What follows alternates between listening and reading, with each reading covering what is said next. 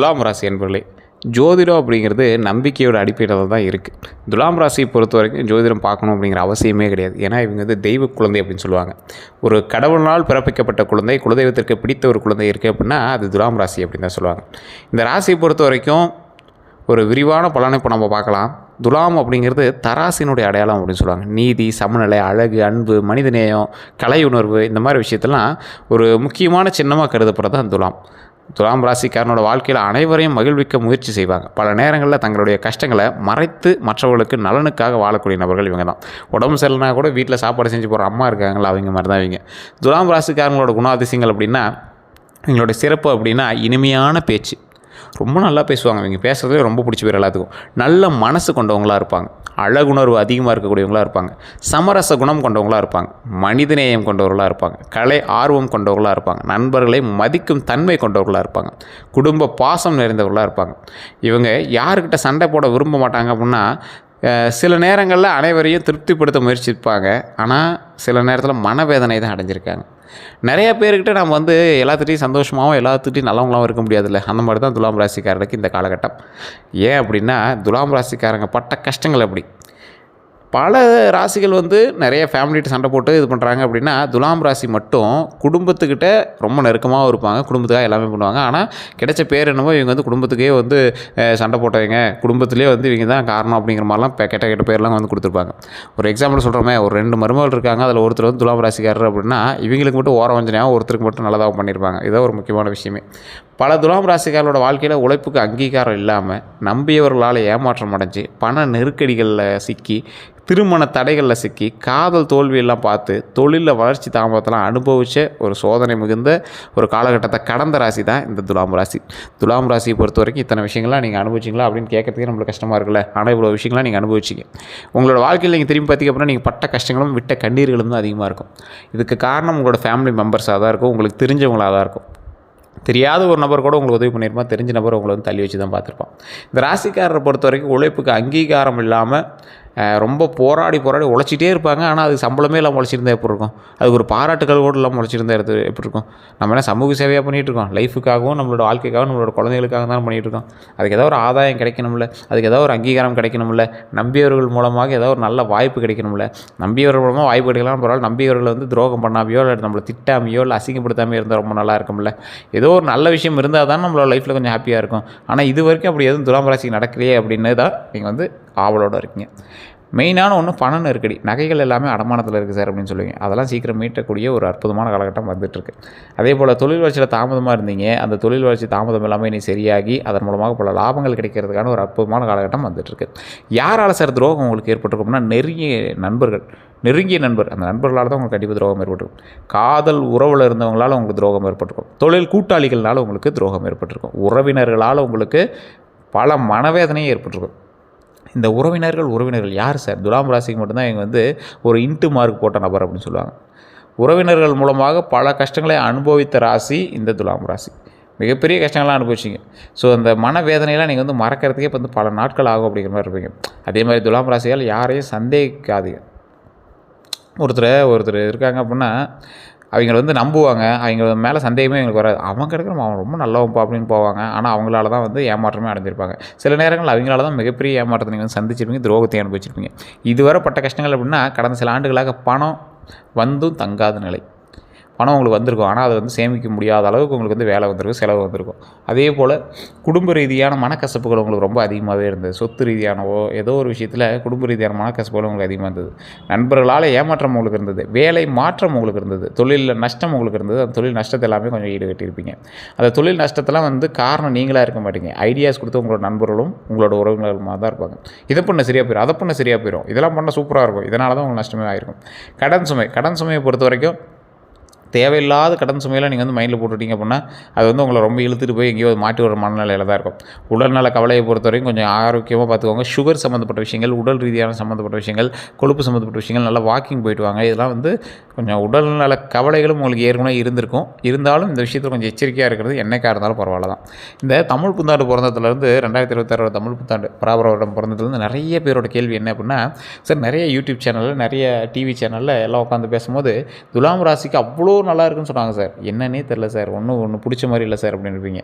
என்னெல்லாம் சொல்லியிருப்பாங்க அப்படின்னா, புதிய நம்பிக்கை பிறக்குது அப்படின்னு சொல்லியிருப்பாங்க. பொருளாதார முன்னேற்றம் இருக்குதுன்னு சொல்லியிருப்பாங்க. குடும்ப மகிழ்ச்சி உண்டாகுதுன்னு சொல்லியிருப்பாங்க. புதிய தொடர்புகள் உண்டாகுன்னு சொல்லியிருப்பாங்க. தொழில் வளர்ச்சி உண்டாகுன்னு சொல்லியிருப்பாங்க.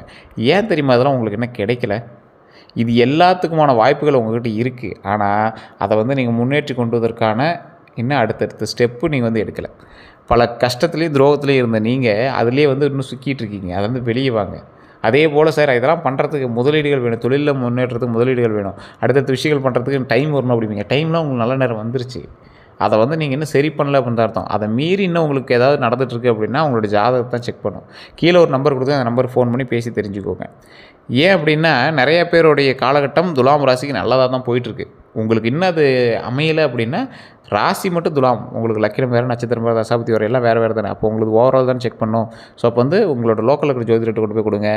ஏதாவது சொல்கிறாங்களான்னு பாருங்கள். பிறந்த நேரம், பிறந்த தேதி, பிறந்த ஊரை சொல்லுங்கள். இல்லை சார் ஒன்றும் கன்வீனியண்ட்டாக சொல்ல அப்படின்னா கீழே ஒரு நம்பர் கொடுத்துருங்க. ஒரு பிரபல விவிஐபி ஜோதிடர், கிட்டத்தட்ட ஒரு 200 ஜோதிடர்களுக்கு ஆசான் கற்றுக் கொடுப்பாங்க. பார்த்தீங்களா, ஜோதிடம் கற்றுக் கொடுப்பாங்களே, இப்படி பார்க்கணும் அப்படி பார்க்கணும், அந்த மாதிரி கற்றுக் கொடுக்கக்கூடிய ஒரு நபர்.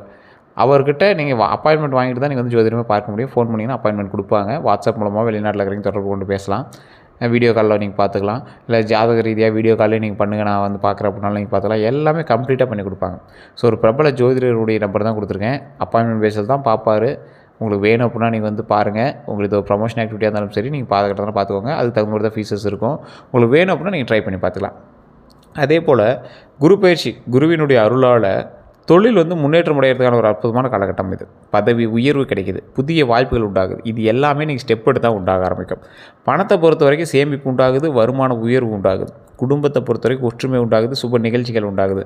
திருமணத்தை பொறுத்த வரைக்கும் நல்ல வரன் கிடைக்குது, திருமண வாய்ப்பு உண்டாகுது. குழந்தைகளை பொறுத்த வரைக்கும் குழந்தை பாக்கியம் உண்டாகுது, குழந்தைகளால் பெருமை உண்டாகுது. குரு பயிற்சியில் செய்ய வேண்டியவைன்னு பார்த்தா ஒவ்வொரு வியாழனும் மஞ்சள் ஆடை அணியுங்க, கடலை பருப்பு தானம் செய்யுங்க. இது வந்து குரு பயிற்சியில் எல்லாருக்குமே சொல்கிற ஒரு விஷயம்தான். மஞ்சள் ஆடை வந்து அணிஞ்சு நீங்கள் போய் இறைவனை வணங்குனீங்க அப்படின்னா அதற்கான எனர்ஜி உங்களுக்கு கிடைக்க ஆரம்பிக்கும்.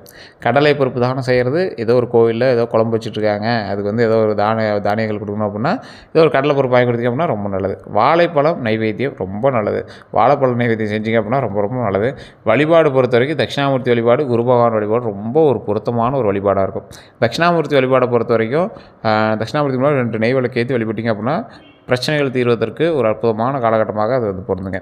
செய்யக்கூடாதவை அப்படின்னா அவசர முடிவுகள் செய்யாதீங்க. அவசர முடிவுகள் தேவையில்லாத ஒரு விஷயம். தேவையற்ற கடன் வாங்காதீங்க. இந்த டைமில் கடன் வாங்கினீங்க அப்படின்னா தேவையில்லாமல் உங்களுக்கு வந்து அலக்கழிக்கிறதுக்கான வாய்ப்புகள் அதிகம். அதிக ஆடம்பர செலவு வேண்டாம். நண்பர்களுக்காக கையெழுத்து போகிறது தயவு செய்து நிறுத்திக்கோங்க. ஆடம்பர செலவுங்கிறது எதுனா, இப்போ ஒரு எக்ஸாம்பிள் நீங்கள் கார் வாங்க போகிறீங்க, ஒரு செகண்ட் ஹேண்ட் கார் வாங்க போகிறீங்க. 5 லட்ச ரூபாயில் கார் இருக்கும், திடீர்னு அங்கே ஒரு 15 லட்ச ரூபாய்க்கு ஒரு ஆடி BMW இருக்கும். இது பார்த்தா இன்னும் சூப்பராக இருக்கே, லோன் தானே, மாதம் எக்ஸ்ட்ரா கட்டிக்கலாம் அப்படின்னு வாங்கினீங்க அப்படின்னா மாட்டிக்குவீங்க. அதே போல் நண்பர்களுக்காக கையெழுத்து போகிறத தவிர்த்துக்கோங்க. செக்யூரிட்டி கையெழுத்து அதெல்லாம் நீங்கள் கண்டிப்பாக மாட்டுக்குவீங்க. அந்த விஷயத்தில் தயவுசெய்து கொஞ்சம் எச்சரிக்கையாக இருங்க. பண வரவு பொறுத்த வரைக்கும் 2026 எதிர்பாராத வருமானம் உண்டாகுது. பழைய பாக்கி வசூலாகுது. சம்பள உயர்வு உண்டாகுது, தொழில் லாபம் உண்டாகுது. இது எல்லாமே கிடைக்கிறதுக்கான வாய்ப்பு உண்டாகுது. இருந்தாலும் நீங்கள் எச்சரிக்கையாகவும் நிதானமாகவும் செயல்பட்டால்தான் இந்த பண வரவு உண்டாகும். வாகன யோகத்தை பொறுத்த வரைக்கும் பலருக்கு புதிய கார் வாங்குறதுக்கான யோகம் உண்டாகுது. அதே போல் இருசக்கர வாகனம் வாங்கலாம், குடும்ப வாகனம் வாங்கலாம். இதெல்லாம் நீங்கள் செகண்ட் ஹேண்டாக கூட வாங்கலாம். குடும்ப வாங்கணும்னா நான் ஒரு 6-7 பேர் போய்ட்டு மாதிரி வண்டி வாகனம் வாங்கலாம். கமர்ஷியல் வெஹிக்கிள், தொழில் தகுந்த மாதிரி வாகனங்கள், லாரியோ பஸ்ஸோ டிராக்டரோ இல்லை டீபோர்டு காரோ, இந்த மாதிரி வாகனங்கள்லாம் வாங்குறதுக்கு ஒரு அற்புதமான காலகட்டம். இதெல்லாம் வாங்கினாலும் ரொம்ப எச்சரிக்கையாக ஓட்டணும். பழைய டாக்குமெண்ட்ஸ் எல்லாமே செக் பண்ணணும். வண்டி வாகனங்கள் எங்கேயும் மோதாமல் கரெக்டாக பார்த்துக்கிறதுக்கு அதெல்லாம் கொஞ்சம் செக் பண்ணி வச்சுக்கணும். அதே போல் வீடு மற்றும் சொத்து ரீதியான விஷயங்களுக்கு வீடு வாங்குறது ரொம்ப நல்லது. இந்த காலகட்டத்தில் வீடு வாங்குறதுக்கான வாய்ப்பு அமையுது. வீடு வாங்குறத பொறுத்த வரைக்கும் நேரம் இருந்தால் தான் அமையும். கையில் பணம் இருந்தால் கூட வீடு வாங்க முடியுமான்னு சொல்ல முடியாது. நேரம் இருந்தால் தான் அது வந்து அமையும். நிலம் வாங்குறதுலாம் ரொம்ப அற்புதமான காலகட்டமான இந்த காலகட்டத்தில் நீங்கள் வாங்கலாம். கட்டுமானம் தொடங்குறதெல்லாம் இந்த காலகட்டம் உங்களுக்கு ரொம்ப அற்புதமாக இருக்கும். இந்த மாதிரி விஷயங்கள்லாம் யோகங்கள் வந்து அமையுதுங்க. திருமண பலனை பொறுத்த வரைக்கும் திருமண வயதில் இருக்கிறவங்களுக்கு நல்ல வரன் அமையுது, நிச்சயதார்த்தம் அமையுது, திருமணம் அமையுது. நடக்கிறதுக்கு வாய்ப்புகள் ரொம்ப அதிகமாக இருக்குது. திருமண பலனில் மிகப்பெரிய திருமண யோகம்லாம் வந்து ஒரு குறிப்பிட்ட காலகட்டத்தில் தான் வந்து துலாம் ராசிக்கு நடக்கும். அதாவது நீங்கள் விரும்பியவர்களுக்கு ஆதரித்து கல்யாணம் பண்ணுறது, நிச்சயதார்த்தத்துக்காக வெயிட் பண்ணிட்டு திடீர்னு நிச்சயதார்த்தம் வந்து ஓகே கன்ஃபார்ம் பண்ணுறது, ரொம்ப நாட்களாக திருமணம் நடக்காதவங்களுக்கு திருமணம் நடக்கிறது, இந்த மாதிரி நல்ல வாய்ப்புலாம் திடீர்னு தான் நடக்கும். காதல் வாழ்க்கையை பொறுத்த வரைக்கும் காதலில் இருக்கிறவங்களுக்கு உறவு வலுப்பெறலாம். டக்குனு உறவு வந்து வலுப்பெறும். அதே மாதிரி இது வந்து திருமணமாக கூட மாறக்கூடிய ஒரு காலகட்டமாக இருக்குது. ஆனால் சந்தேகம் மற்றும் பிடிவாதத்தை குறைக்கணும் அப்படிங்கிறத ஞாபகம் வச்சுக்கோங்க. குழந்தை பாக்கியத்தை பொறுத்த வரைக்கும் குழந்தைக்காக காத்திருந்தவர்களுக்கு நல்ல தகவல் உண்டாகுது, குடும்ப விருத்தி உண்டாகுது, மகிழ்ச்சி உண்டாகுது. ஸோ இந்த காலகட்டத்தில் குழந்தை பாக்கியத்துக்காக காத்திருந்தீங்கன்னா கண்டிப்பாக அந்த குழந்தை பாக்கியம் வரதுக்கு வாய்ப்புகள் உண்டு. ஸோ அதனால் கொஞ்சம் பார்த்து எச்சரிக்கையாக ஏதாவது ஐவிஎஃப்ஓ இல்லை ட்ரீட்மெண்ட் ஏதாவது பண்ணிட்டு இருந்தீங்க அப்படின்னா அதெல்லாம் கொஞ்சம் பார்த்து பண்ணுங்கள்.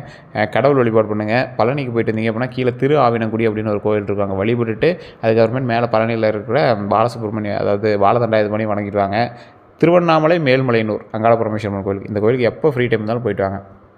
அதேமாதிரி முன்னாடி ஒன்று சொல்லணும், அது மறந்துட்டேன். திருமண ரீதியான விஷயங்களில் ஏதாவது தடங்கல்களோ இல்லை திருமணம் ஆனவங்களுக்கு ஏதாவது சிக்கல்களோ இருந்தது அப்படின்னா திருச்செங்கோடு அர்த்தநாரீஸ்வரர் கோவில், நாமக்கல்லில் திருச்செங்கோடு அர்த்தநாரீஸ்வரர் கோவில் யூடியூப்பில் டைப் பண்ணிங்கன்னா வரும். அந்த கோயிலுக்கு போயிருந்தீங்க அப்படின்னா மிகப்பெரிய நல்லது நடக்கும்.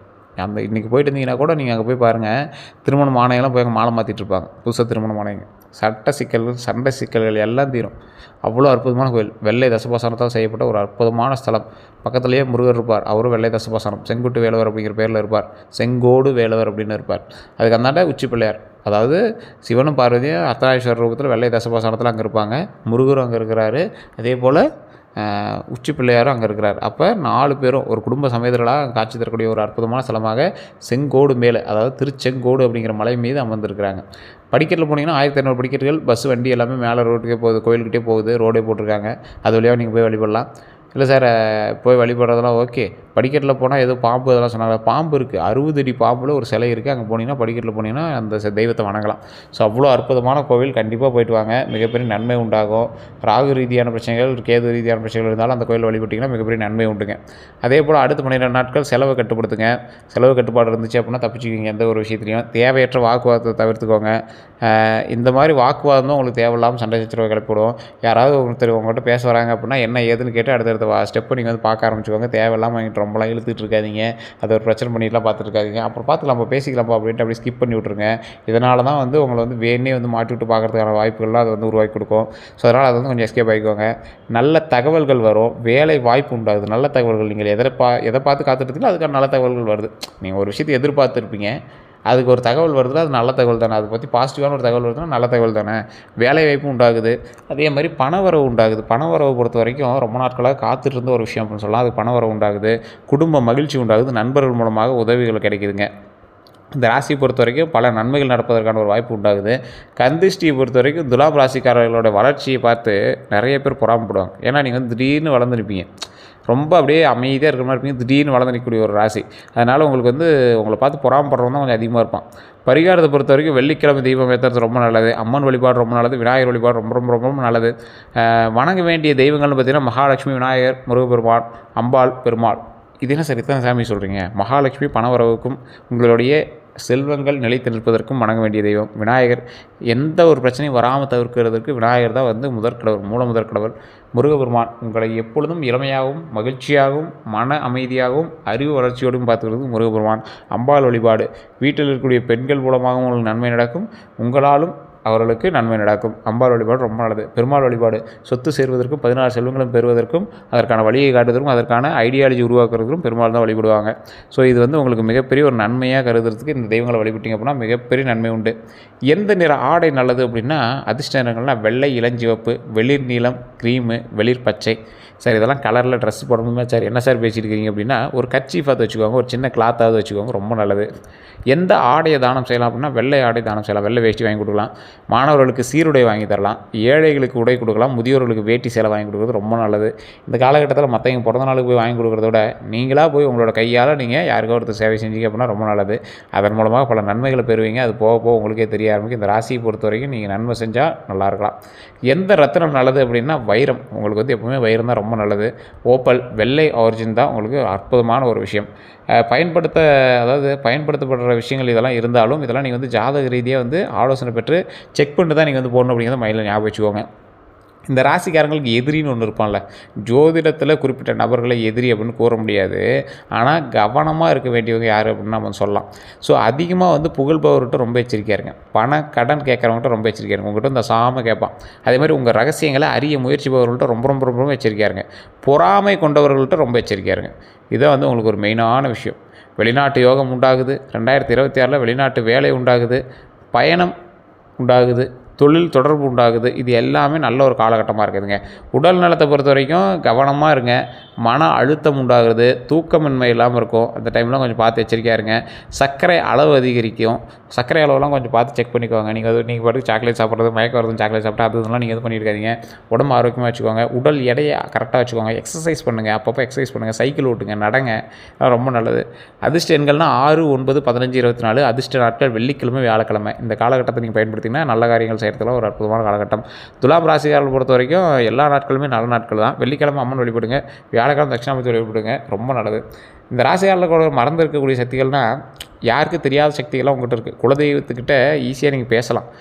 உங்களுக்கு மட்டும்தான் பள்ளி சகுனமோ இல்லை ஏதோ ஒரு சகுனத்தின் மூலமாக குலதெய்வமோ அப்பப்போ உங்கள்கிட்ட பேசுகிற மாதிரியே இருக்கும். பேச்சால் வெற்றி பெறக்கூடிய நபர் நீங்கள். மக்களை ஈர்க்கக்கூடிய திறன் கொண்டவங்க, கலை திறமை கொண்டவங்க, அழகுணர்வு கொண்டவங்க, நல்ல நிர்வாக திறன் கொண்டவங்க, சமரசத்தால் பிரச்சனைகளை தீர்ப்பாங்க. இந்த ராசிக்காரங்க கவனமாக இருக்க வேண்டிய ஒரு 10 விஷயத்தையும் நான் சொல்கிறேன். கவனிக்க வேண்டிய ஒரு 10 விஷயத்தையும் நான் சொல்கிறேன். 12 விஷயத்தையும் நான் சொல்கிறேன், நோட் பண்ணிக்கோங்க. தேவையற்ற செலவுகளை இந்த டைம் பண்ணவே பண்ணாதீங்க. எப்போவுமே பண்ணாதீங்க. யாரையும் கண்மூடித்தனமாக நம்பாதீங்க. சேமிப்பு பழக்கத்தை வளர்த்துக்காங்க. உடல் நலத்தை கவனிங்க. குடும்பத்துடன் நேரம் செலவிடுங்க. இறை நம்பிக்கை அதிகரிங்க. உங்களுக்கு குலதெய்வ வழிபாடு ரொம்ப நல்லது, அதை மறந்துடாதீங்க. நண்பர்களுக்காக கடன் வாங்காதீங்க. மற்றவங்களுக்காக நீங்கள் எந்த ஒரு செக்யூரிட்டிக்கும் போகாதீங்க. உங்களோட நகையை கொடுத்து பேங்க்கில் வைக்க சொல்கிறதெல்லாம் பண்ணாதீங்க. அதேமாதிரி ஆவணங்களில் கையெழுத்திடும்போது கவனமாக இருங்க. கோபத்தை குறைச்சிக்காங்க. தயவுசெய்து கோபம் தான் உங்களோட பேர் கிடைக்குது, கோபத்தை குறைச்சிக்காங்க. நேர்மறை சிந்தனையை வளர்த்துக்காங்க. தொழிலில் புதுமைகளை ஏற்றுக்கொள்ளுங்க. வாழ்க்கை இலக்குகளை தெளிவாக வச்சுக்காங்க. இதுதான் வந்து உங்களோட லைஃப்லேயே ஒரு மிகப்பெரிய ஒரு விஷயத்தை கொடுக்கும். அதே போல் இந்த ராசிக்காரர்களை பொறுத்த வரைக்கும் 2026 தமிழ் புத்தாண்டுலேருந்து குரு பயிற்சியிலேருந்து எல்லாமே நல்லா தான் போயிட்டுருக்கு. துலாம் ராசிக்காரர்களுக்கு பொருளாதாரம், தொழில், திருமணம், குழந்தை பாக்கியம், சொத்து, வாகனம், அதே போல் ஆன்மீகம் மற்றும் குடும்ப வாழ்க்கை போன்ற பல துறைகளில் முன்னேற்ற வாய்ப்புகளை வழங்கக்கூடிய ஆண்டாக இந்த ஆண்டுகள் அமைஞ்சிட்டு தான் இருக்குது. நல்ல எண்ணம், பொறுமை, சரியான திட்டமிடல் மற்றும் உழைப்புடன் செயல்பட்டால் வெற்றி அடையலாம் அப்படிங்கிறத ஞாபகம் வச்சுக்கோங்க. இந்த ராசிக்காரர்களுக்கு எல்லாமே நன்மை தான் கொடுத்துட்டு கடவுள் வழிபாடு தான் உங்களை வந்து மேலே கொண்டு வரும். இல்லை சார் இதெல்லாம் என்ன நீங்கள் சொன்னதெல்லாம் ஒரு 50% தான் சார் வந்திருக்கு அப்படின்னா உங்களோட ஜாதகத்தை நீங்கள் செக் பண்ணணும். இப்போ நான் சொன்னது எந்தளவுக்கு உங்களுக்கு புரிஞ்சிருக்கு அப்படின்னு மறக்காம கமெண்ட் செக்ஷனில் பதிவிடுங்க. இது வரை நம்ம சேனல் சப்ஸ்கிரைப் பண்ணாமல் சப்ஸ்கிரைப் பண்ணிக்கோங்க. பதில் பெல் பட்டன் மறக்காம ப்ரெஸ் பண்ணிக்கோங்க. அதே போல் ஃபேஸ்புக்கில் பார்த்துருக்கீங்க அப்படின்னா கண்டிப்பாக ஃபாலோ பண்ணிக்கோங்க. எல்லோருக்கும் நன்றி நண்பர்களே.